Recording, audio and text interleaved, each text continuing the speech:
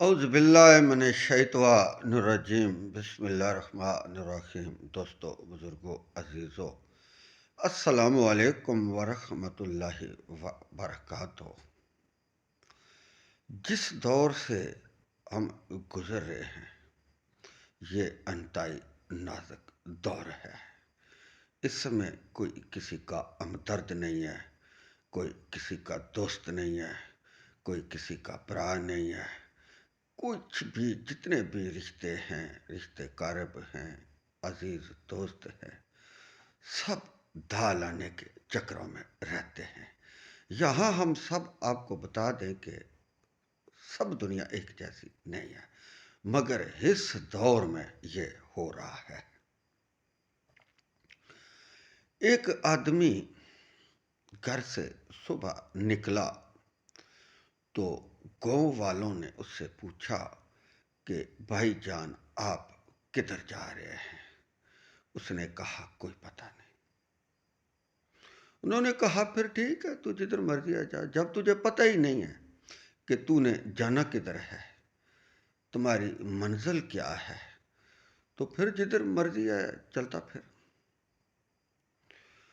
اصل میں بات یہ ہے بھائی جان کہ جب سمجھانے والے صحیح نہ سمجھائے اور سمجھنے والے صحیح نہ سمجھیں تو آپ خود اندازہ لگا لیں کہ پھر کیا بنے گا۔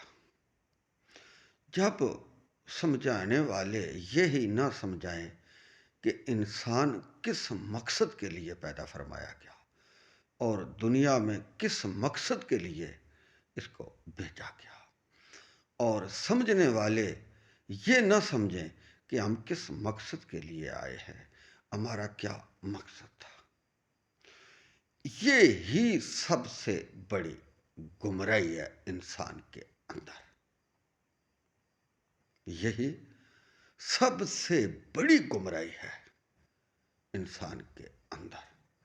سمجھانے والے صحیح سمجھائیں نا، اور سمجھنے والے صحیح سمجھیں نا، یہاں سے گمراہی کا آغاز ہوتا ہے۔ آج ہم ذرا کھول کر بات بیان کریں گے۔ آپ دیکھ لیں کہ ہمارے علماء، ہم اس صدی کی بات کر رہے ہیں اور اپنے پیارے پاکستان کی بات کر رہے ہیں۔ اس صدی میں ہمارے اپنے جو پیارے علماء ہیں ان کا نظریہ دیکھ لیں، ہمارے سیاست دان دیکھ لیں، ہمارے ادارے دیکھ لیں، ہماری ریاست دیکھ لیں کہ ہم جو سمجھانا چاہتے ہیں وہ صحیح سمجھانا نہیں چاہتے، جو سمجھنا چاہتے ہیں وہ سمجھنا نہیں چاہتے۔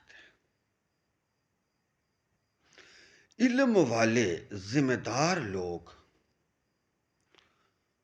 حکمران لوگ جب پٹڑی سے اتر جائیں تو جو نیچے طبقہ ہے، عوام ہے، وہ خود بخود پٹڑی سے اتر جاتی ہے۔ انسان کو اللہ نے اپنی عبادت کے لیے پیدا فرمایا۔ اے انسان، تو دنیا میں جا کر صرف میری عبادت کر۔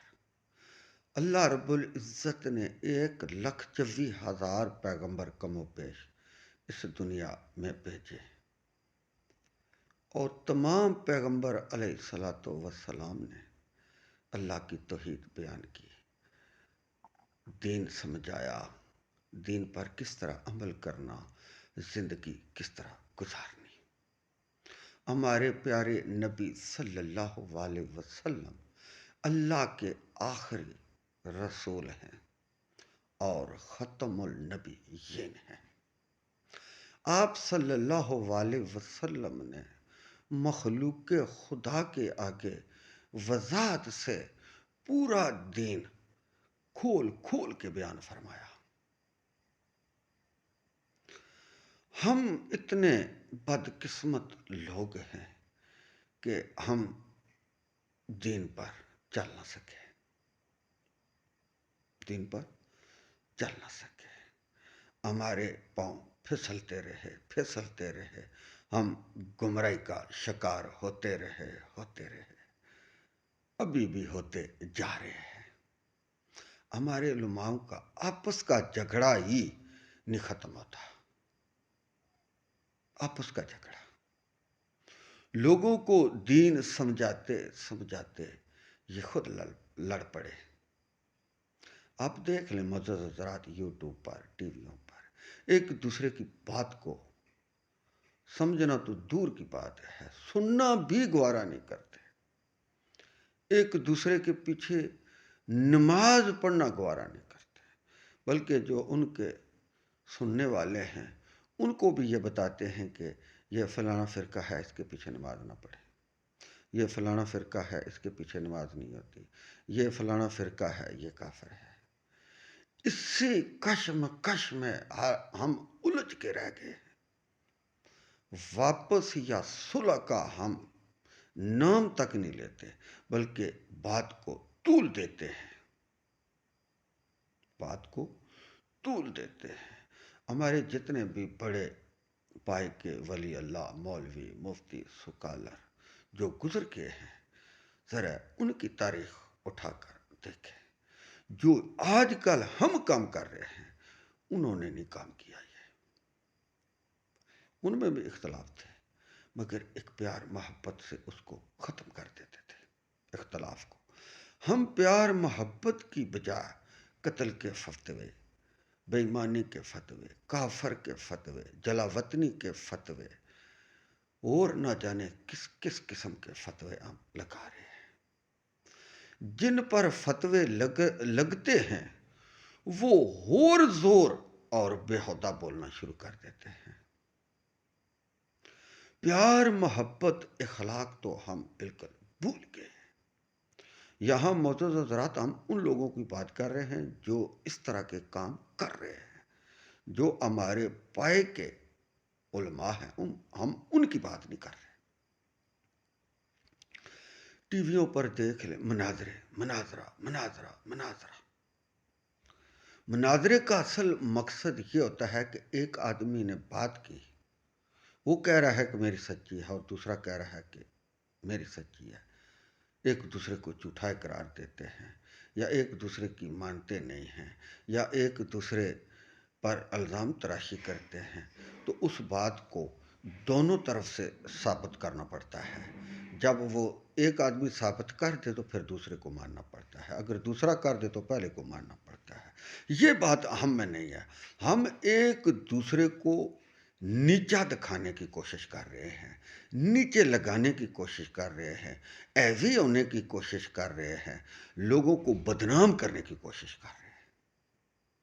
اصل میں تو ہمارا علماؤں کا یہ کام ہے کہ لوگوں کو اللہ اور اللہ کے رسول کے احکام بتائیں, اس کے علاوہ ہم کچھ نہ بتائیں. پیار محبت سے اس طرح بتائیں کہ جس طرح ہمیں آپ صلی اللہ علیہ وسلم نے حکم دیا کہ اس طرح دین کی دعوت دو. ہمیں اصل میں تو اس طرح کام کرنا چاہیے. دین کی اس طرح دعوت دینی چاہیے جس طرح کہ اللہ کے رسول صلی اللہ علیہ وسلم نے ہمیں حکم دیا. اس طرح کی ہم دعوت دے نہیں رہے. ہم اپنے علم کو ظاہر کرتے ہیں کہ میرے پاس بڑا علم ہے, دوسرا کہتا ہے کہ ہمارے پاس بڑا علم ہے, تیسرا کہتا ہے میرے پاس بڑا علم ہے, چوتھا کہتا ہے ہمارے پاس بڑا علم ہے, پانچواں کہتا ہے ہمارے پاس بڑا علم ہے. ہر کوئی اپنے علم کی تعریف کر رہا ہے, دوسرے کو گھٹیا سمجھ رہا ہے, اپنے آپ کو افضل سمجھ رہا ہے. اللہ رب العزت جسے چاہتے ہیں علم عطا کرتے ہیں, یہ اللہ کی دین ہوتی ہے.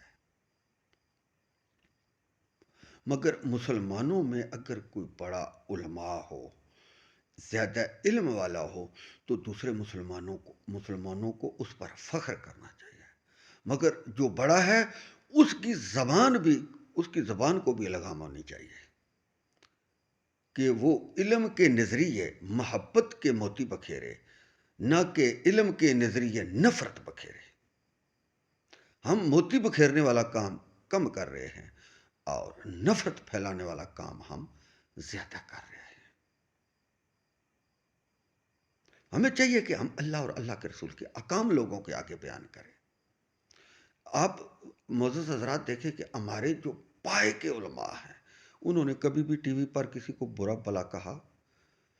یہ جو میرے جیسے کم علم لوگ، کم عقل لوگ، میرے جیسے، میں بھی اپنے آپ کو کم عقل سمجھتا ہوں، 4 صورتوں کے مالک تھوڑے پانی میں جس طرح مچھلی پھڑکتی ہے، اس طرح یہ دنیا میں پھڑک رہے ہیں۔ ہمیں چاہیے کہ ہم اللہ اور اللہ کے رسول کے احکام کے مطابق اسلام کی دعوت دیں، جس طرح ہمیں اللہ کے نبی نے حکم دیا، ہم اس طرح دین کا کام کریں، اس طرح دین کو پھیلائیں، اس طرح دین کی دعوت دیں۔ یہی حکم اللہ اور اس کے رسول صلی اللہ علیہ وسلم کا ہے۔ وآخر دعوانا ان الحمد للہ رب العالمین۔